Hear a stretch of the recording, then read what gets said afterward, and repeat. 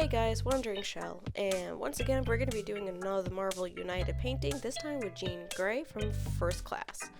I know I missed a week or 2 weeks. I've been sick, I've been just mentally meh. So I do apologize, but it's one of those things where it's like I could do all these painting videos but nothing is happening. So if you think something's good about this, please give a like, comment below, subscribe, share it with your friends, share it with your family. Like, please, it just shows that people are actually watching my videos and enjoying them. So please, thank you. Anyway, let's get back to Jean Grey. So I start out with yellow, and then from there I would be doing the dark blue or deep blue, and she's gonna be the same like everybody else from First Class. Yellow and deep blue, yellow and deep blue, everybody's the same going through. Now here's the deep blue. So what I like to do is do one color at a time, and what's really funny is I start from up to down and then down to up for each color, so I know I didn't miss a spot. Sometimes it happens, you do miss a spot, but it's kind of nice to get a rhythm down and figure out what would be beneficial for this specific person. Well, this is my version of it, so take it or leave it.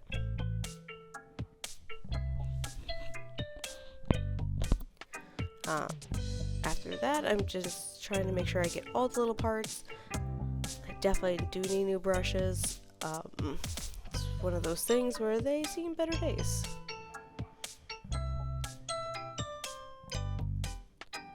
So continue on with the painting of all the deep blue, making sure I got all the little nooks and crannies. Oops, I think I missed a spot. There it is.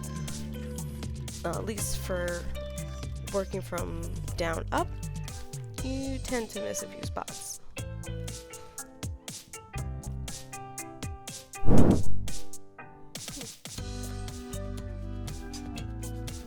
So I started doing the helmet. That's going to be last for the deep blue. What I figured out of why a few of my paints were very liquidy to the point that it's just sliding off the model is actually because when I do use a wet palette, it was too wet, and it actually ruined the paint from it. So kind of learn about that, learn from my mistakes when it comes to a wet palette. Instead of calling it a wet, they should have just called it a damp and maybe wet. Something to think about on that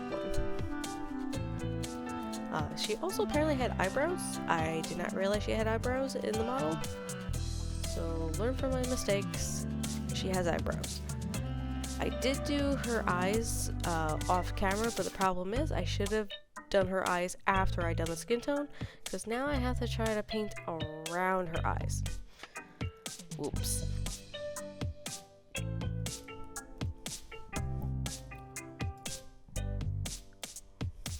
So now I started to do her red hair. She has like a red orangey hair.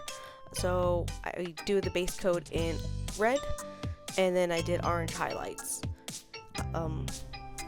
You could do the opposite, but I prefer it this way because orange is a little lighter in the color range versus red when it comes to that, so that makes it a really good highlight.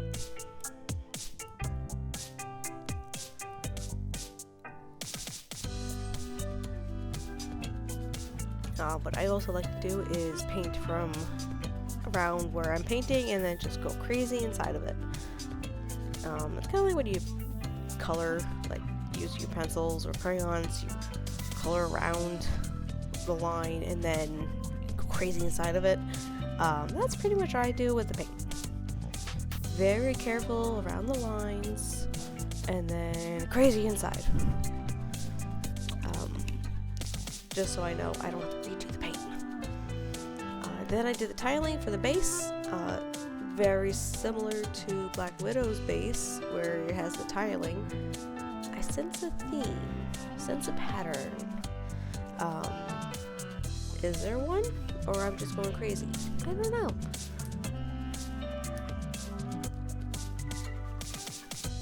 So going through, try to keep that pattern together. Looks like it was a little broken off in between. So I kind of try to keep it best I could on that. Do all the little tiles go in order. At least tried to. I think I accidentally doubled up on one, but it is what it is. Alright, so now it's time for the tones. I started out with a Flash wash because she has that little part of Flash, and oops, too much. And now the dark tone or soft tone for the rest of the body, and even for the base. So literally take a big brush and just go over it. What's nice about the tone is very liquidy, which means it's gonna go to every little crevice. And it's gonna make it look dark. It will make it look dark or dark brown, because of the color. But they do have other tones out there, like purples, reds, things like that.